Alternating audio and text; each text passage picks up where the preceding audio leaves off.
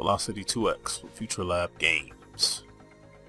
You might remember the Velocity games from, I believe it was a PlayStation mobile game, and then they released Velocity Ultra, which I think had more of the story elements that this game has as well.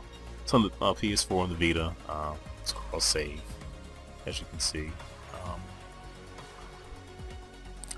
Yeah, there's a lot of story. I like the story.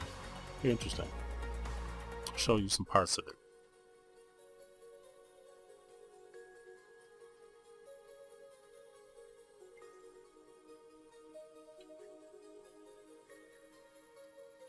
Now, perhaps had I gotten to the end of Velocity Ultra, I might see how this feeds into this game, but honestly, I don't know. I'm gonna assume that the main character, Kai, had been recovered by some creatures from someplace out in outer space, and they're trying to figure out who she is, why her ship is here. It's basically why she's there. So if you played any of the other Velocity games, you'll immediately recognize the mechanic of picking up the survivors and basically scrolling from the bottom to the top of the screen, with some maneuvering in between, obviously. And you can still die. So, yeah, that hasn't changed. And you can hold down the R1 button to get like a nice jet boost. Use the X button to shoot. So my initial impressions, I saw the trailer for my initial impressions. Oh, yeah, this is sort of like Velocity Ultra, which I did enjoy. I didn't put quite as much time into those games as I did this one, but I did enjoy what I played of them. And as you can see, for the different, you're ranked in different ways: time, rescues, or later on you have to gather these shards. You have to gather this resource, and you're given experience. That experience comes into play a little later. I'll show you. So initially, they're not really sure if they have any actual use for her. I guess having come upon her ship. Trying to piece things together of how she got to where she is. Originally, it doesn't matter. It's fine.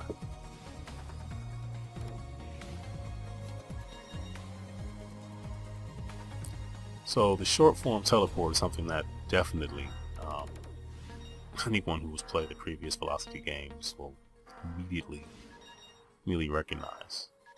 And if you enjoyed it, it's back. It's back in more forms, though. There's a lot more depth into it. So they're waiting for her to wake up. She's kind of in her own mind, or in her own comatose state, having fragments of memories of who she is and the last mission that she was sent on.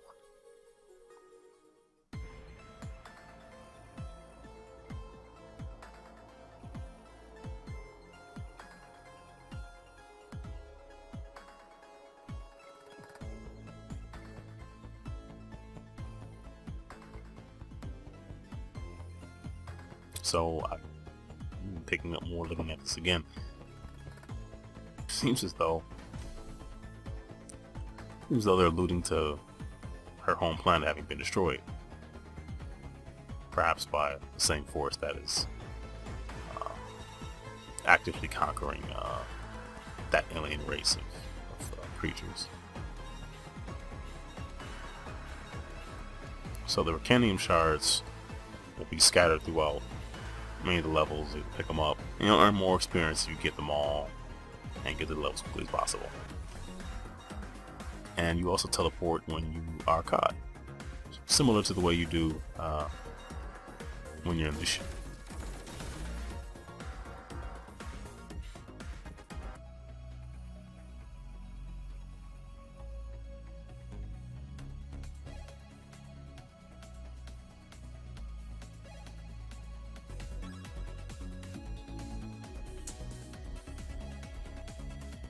Yes, people who initially rescued you are from a group of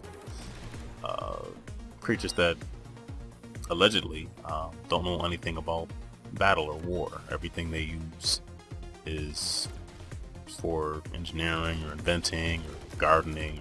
They're not a warlike people. So, cool codex, nice.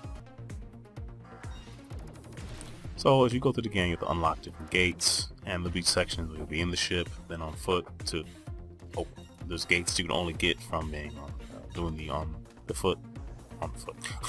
platforming sections. So it mixes it up nicely. I like both. I like doing both, so that worked out really nice. I like running around, and when she's running around, you can just use the right analog for your main attack, which is nice because you 360 degrees of you can shoot any direction you want. It's kind of cool just to see how fast you can make it through other levels without messing anything up. I didn't make it very far without messing anything up. It's whatever.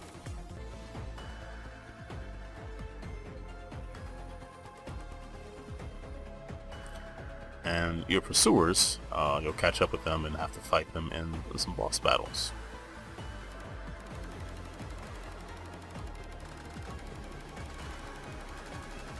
This is the first, but they do get more challenging as you move on. Maybe it's the mode I played on, but the penalty for death, really, my mind wasn't there. Because there are leaderboards, for you to finish levels and things at a certain time and score points. More of the game is focused on trying to compete with other people playing the game. Whereas if you die on the boss, they've taken a certain amount of damage when you respawn. You just respawn and they're in the same state they were when you died. So it's not punishing in that way. I appreciate that. Ooh, a rifle. To use the rifle. Yeah, that works out better. So as you continue on the game, there's going to be sections where you have to really master some of these tools that you have at your disposal. Items that allow you can throw an item that allows you to teleport from further distances. And that section you just saw me go through took me probably about 15 minutes because I just couldn't get the timing right. What you do is it works out pretty well.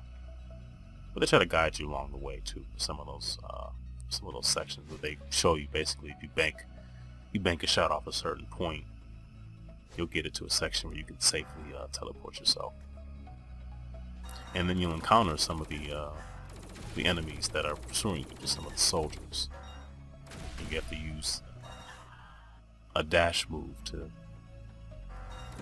really a teleportation move to teleport to behind. You can only kill them from shooting them from behind. And if they get you, as you saw, you pretty much die in one hit. And the maps, while the maps can be tricky as you saw in the sequence on foot with having to warp to certain places, you have to use the same kind of thing when you're in the ship. The controller will actually vibrate, letting you know that's a good time to let out one of the teleportation devices. You can go back to that point.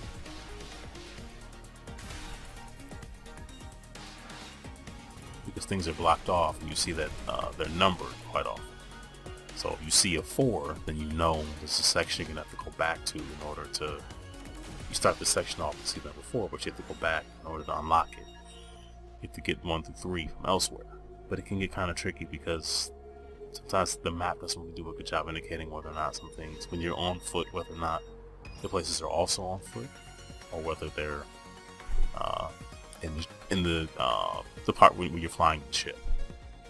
So as you can see, you need quite a bit of XP to reach the end. So I have a little ways to go, but yeah, I really did enjoy the hours I poured into Velocity 2X.